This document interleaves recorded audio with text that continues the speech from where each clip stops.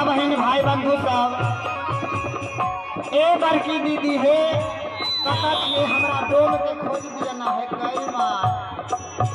ए बड़की दीदी